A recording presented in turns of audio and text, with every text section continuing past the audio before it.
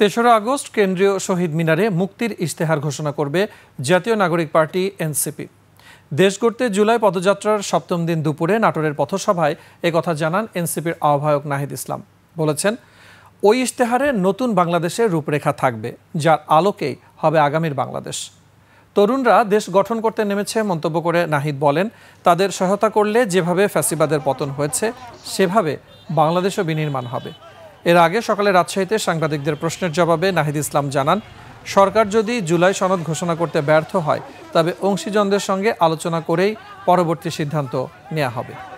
আমরা বলেছি যে 3 আগস্ট আমরা আমাদের যে ইশতেহার আমরা চাই, এখনও চাই যে সরকারি এটা দিক, এটা আমরা আমাদের দেওয়ার থেকে সরকার যদি সব দল মিলে দিতে পারে সেটা দিবে। যদি সরকার সেখানে ব্যর্থ হয় আমরা অভ্যুত্থানের অন্য অংশীদারদের সাথে কথা বলছি, তাদের দায়িত্ব আমাদের।